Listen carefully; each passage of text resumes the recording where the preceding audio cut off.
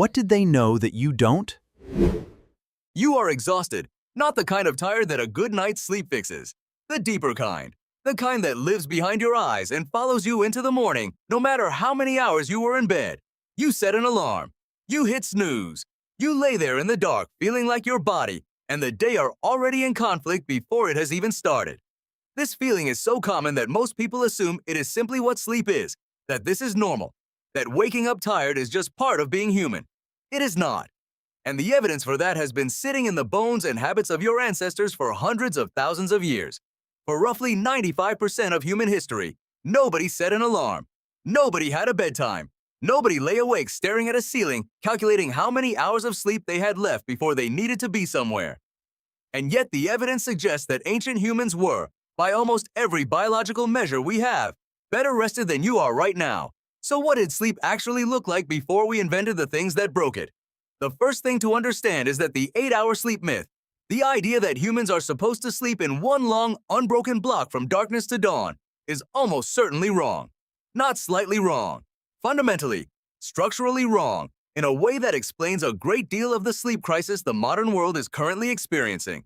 The research that dismantled this idea most powerfully came from historian A. Roger Ekirk, whose 2001 paper in the American Historical Review documented something remarkable.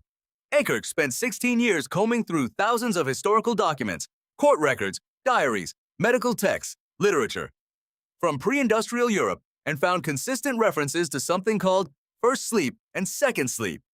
People would go to bed at dark, sleep for 3 to 4 hours, wake naturally in the middle of the night for an hour or two, and then return to sleep until morning. This middle-of-the-night waking was not insomnia. It was normal. People used it to pray, to have sex, to think, to visit neighbors, to read by candlelight, to simply lie quietly in a state that one historical source described as a kind of peaceful, meditative wakefulness. This pattern, Ekirch argued, was the default human sleep structure for virtually all of recorded history.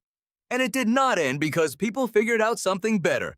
It ended because artificial lighting made it possible to stay awake later, which compressed the night, which eventually merged the two sleeps into one, and left millions of people lying awake in the middle of the night wondering why they cannot sleep, not realizing they are doing exactly what their biology was designed to do. But the historical record only goes back so far. What about the deeper past? Anthropologist Jerome Siegel at UCLA has spent years studying the sleep patterns of 3 of the last surviving hunter-gatherer communities on Earth: the Hadza of Tanzania, the San of Namibia, and the Tsaimani of Bolivia. His research, published in Current Biology in 2015, produced findings that surprised almost everyone in the sleep science community. The hunter-gatherers in his study slept, on average, between 6 and 7.5 hours per night. Less than modern sleep guidelines typically recommend. They did not go to sleep at dark. They typically fell asleep 2 to 3 hours after sunset, when the air temperature began to drop, and woke near or just after sunrise. Temperature, not light, was the primary trigger for both sleep onset and waking. And here is the finding that changes everything. Not one person in Siegel's entire multi-year study reported insomnia. Not one. There was no word in any of these languages for the experience of lying awake, unable to sleep. The concept did not exist because the experience did not exist. Let's reconstruct what a night actually looked like. The sun is going down over the savannah. The temperature drops fast. The band has been moving since early morning and has eaten well. People drift toward the fire not because anyone organized it, but because warmth and light and social proximity are all in the same place. Conversations happen. Stories are told. Children fall asleep in laps and are carried to sleeping spots without waking. Adults follow not long after, lying close to each other on the ground or on simple grass beds, covered by animal skins when the temperature requires it. They sleep lightly. This is important. Archaeological and anthropological evidence consistently suggests that ancient humans did not sleep in protected, enclosed structures the way modern humans do. They slept in the open or in simple shelters, which meant their nervous systems maintained a low level of environmental monitoring throughout the night. Researcher David Sampson at the University of Toronto has argued that human sleep architecture, the specific way we move through light and deep sleep cycles, evolved precisely to allow this kind of sentinel-like awareness, where not everyone in the group is in deep sleep simultaneously, providing collective protection even during rest. This means that the light, fragmented quality of sleep that many modern people experience and find distressing, the waking in the night, the lighter sleep toward morning, is not a malfunction. It is the system working exactly as it was designed to work. The malfunction is the expectation that it should look different. The ancient human wakes sometime in the night, not in panic, not reaching for a phone, just awake, in the dark, warm near the fire, listening. There is nothing urgent. There is nowhere to be. The waking is not a problem to be solved. It simply is.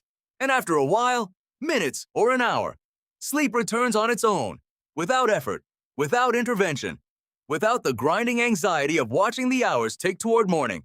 Now here is the counterintuitive twist that modern sleep science is only beginning to fully grapple with. The things we do to fix our sleep are frequently the things making it worse. Blackout curtains eliminate the light cues that help calibrate your circadian rhythm, the internal biological clock, roughly 24 hours long, that regulates when you feel sleepy and when you feel alert. Alarm clocks cut sleep cycles short at arbitrary points regardless of where in the cycle your brain actually is, which is why you can feel worse after 8 hours interrupted by an alarm than after 6 hours that end naturally. Lying in bed trying to sleep activates the brain's problem-solving systems, which are the exact opposite of what sleep requires. And the blue light emitted by screens suppresses melatonin, the hormone your brain releases to signal that sleep is approaching, by up to 3 hours, effectively telling your biology that it is still midday long after the sun has set. Your ancient ancestors had none of these problems because they had none of these solutions. What they had instead was alignment. Their bodies were synchronized with the environment in ways that modern life has systematically disrupted. Temperature dropped. They slept. Temperature rose. They woke. Light changed. Their hormones responded. They moved through the day physically, which created the metabolic pressure that makes sleep deep and restorative. They ate foods that did not spike blood sugar in ways that disturb sleep architecture. They had no existential 3 a.m. anxiety spiral because they had no news cycle, no financial projections, no inbox, no list of unfinished things with deadlines attached. They were tired in the right ways at the right times, and so they slept. The modern sleep crisis is not a medical mystery.